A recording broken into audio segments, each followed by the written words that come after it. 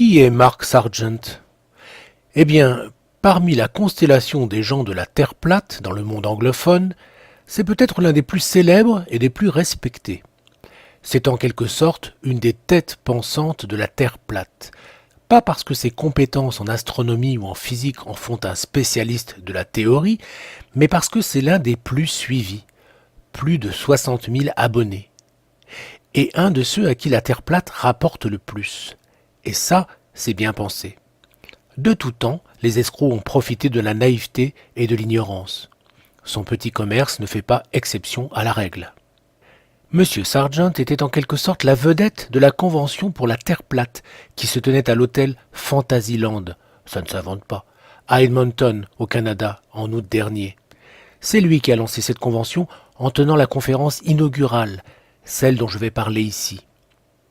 Je ne vous infligerai pas les 17 minutes d'ânerie de M. Sargent, pas plus que je n'ai le courage de les traduire. Je vous en ferai donc un bref résumé en ne traduisant que les passages qui me semblent importants.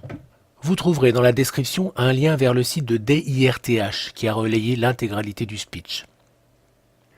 Il y a quelques mois, une équipe d'une chaîne de télévision allemande m'a contacté parce qu'elle a eu vent de mon défi scientifique. Bien sûr, si vous voulez connaître le nom de cette chaîne, je vous prie de tirer au hasard parmi ces quelques noms, mais la liste n'est pas exhaustive. Elle a choisi un physicien à l'université de Georgetown qui pourrait débattre avec moi, mais pour lui faciliter la tâche, il voulait m'enregistrer en train de lire face caméra 5 questions courtes de type scientifique.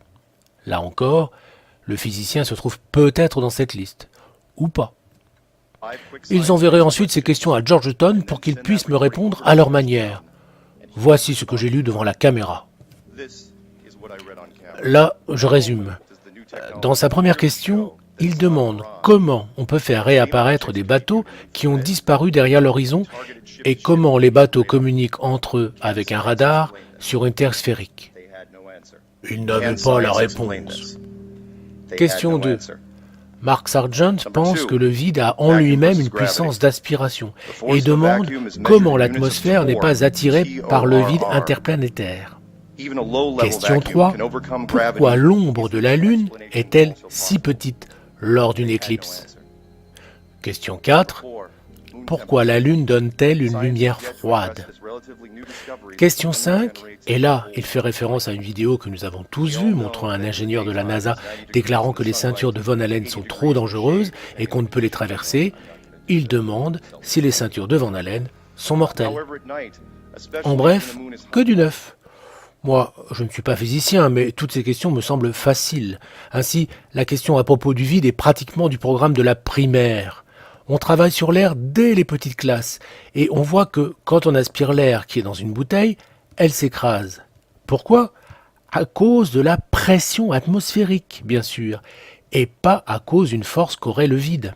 Alors, qu'est-ce qui lui fait croire une chose pareille?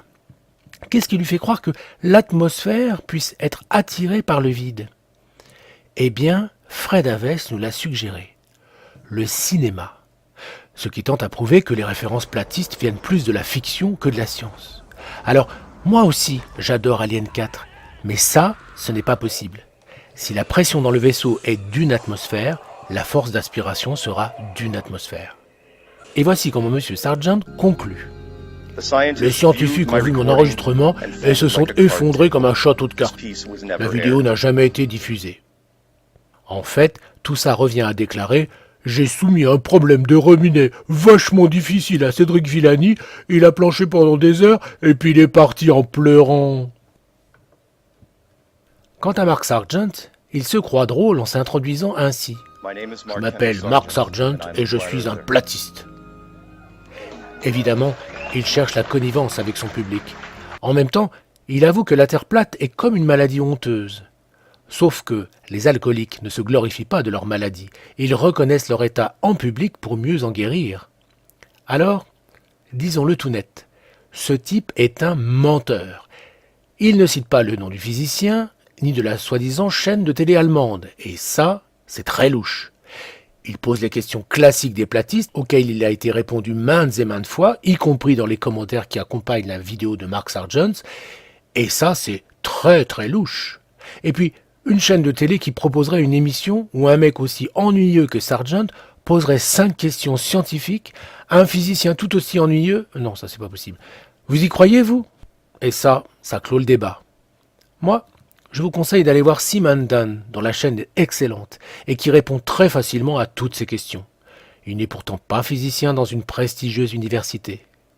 Quant à vous, platiste, prouvez-moi que j'ai tort et je ferai amende honorable. Mais je suis sûr à 100% que ce type ment et je suis prêt à subir un procès en diffamation pour cela. Croyez-vous qu'il aura le courage d'aller jusque-là ?